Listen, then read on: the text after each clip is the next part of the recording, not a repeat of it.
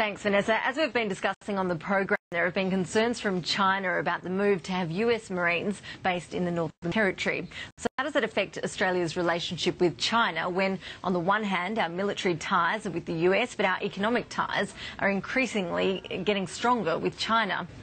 Ken Churn is a Professor of Asian Policy at Swinburne University. He's also been appointed as the Executive Director of the university's Leadership Institute. In the past, he's served as Bill Clinton's Director of Asian Affairs at the US National Security Council. Professor Churn joins me now. Professor, it's a fine balancing act, isn't it? How offended do you believe China is that the US is actively increasing its military presence in Australia and other parts of Southeast Asia? Do you believe it is viewed as a threat? I think the Chinese would certainly not take the most optimistic view of that sort of a relationship, but they're also realistic. They realize that Australia and the United States have been allies for over half a century. The relationship is not new, and it takes new contours in light of the fact that the Asia-Pacific is going to be the cockpit of strategic and economic development in the 21st century. Australia is no longer in the backwater. It's the center of the action now. What sort of reaction do you think we can expect following these reports today about Australia perhaps allowing the Cocos Islands to be used as a US base for spy planes? I don't know there'll be any immediate and obvious reaction. I'm quite sure that the Australian and American governments would be in touch with the Chinese, especially after the revelation of these items in the newspaper. But I think we have to take it in context. Just as Mr. Swan mentioned this morning, the important relationship between Australia and China, including China being Australia's largest customer for iron ore and other key products. The U.S. and China are also tied at the hip economically, with the Chinese peasantry and workers basically saving a lot and underwriting the profligate spending habits of the U.S. middle class over the last decade. So the U.S. and China have a profoundly important economic relationship as well.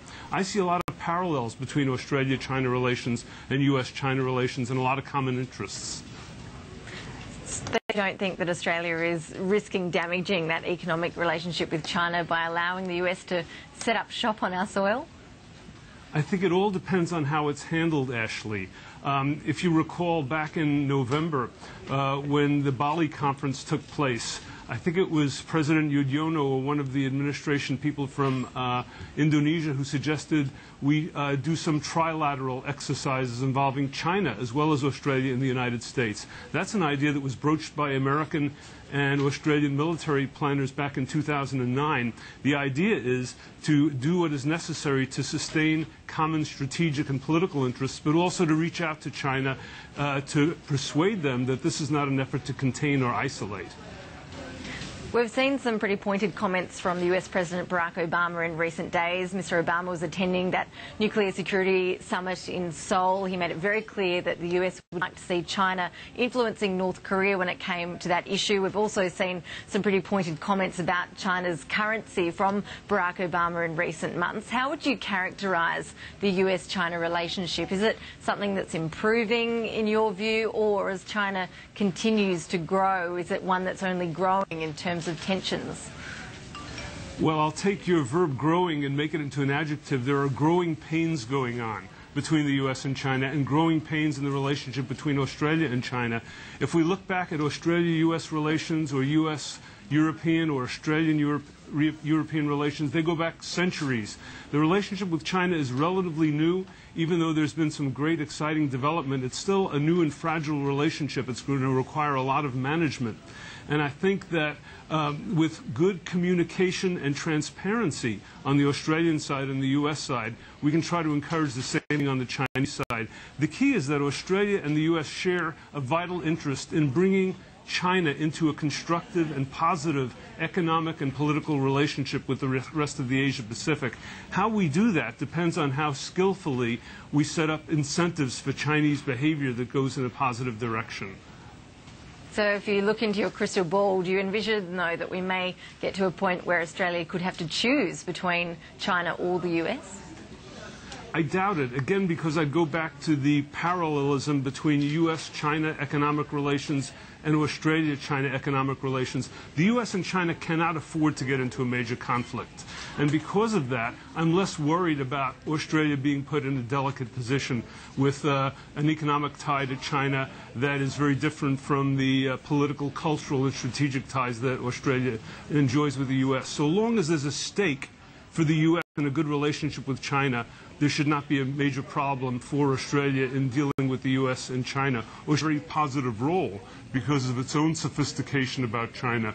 After all, it was, I believe, 40 years ago that Australia pioneered in developing relations with Beijing. So I think Australia has a lot to offer, and the U.S. would be in a position to listen to Australian wisdom as well as share U.S. perspectives.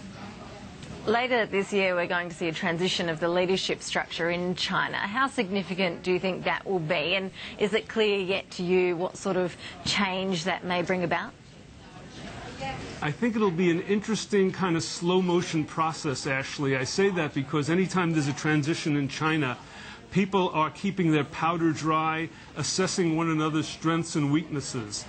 We know that Xi Jinping, the current vice president who visited Washington in February, will be slated to assume the chairmanship of the Communist Party next year and become the president this October.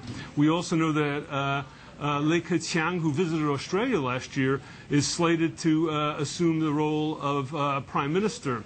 They're known quantities to some extent, but there are going to be a lot of new people. Of the 25 members of the Politburo, 14 will be new.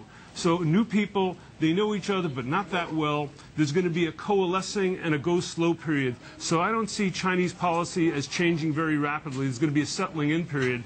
What that, I think, means also is that it's not going to be easy to get new risky initiatives from the Chinese. It's going to take a while till the new leadership cements itself. Professor Ken Chern, we do appreciate your insights. Thanks for joining us on PM Agenda. Nice to be with you. Thank you. After the break, the panel will join us. Michelle Grattan and Shane Wright are coming up next. Stay with us.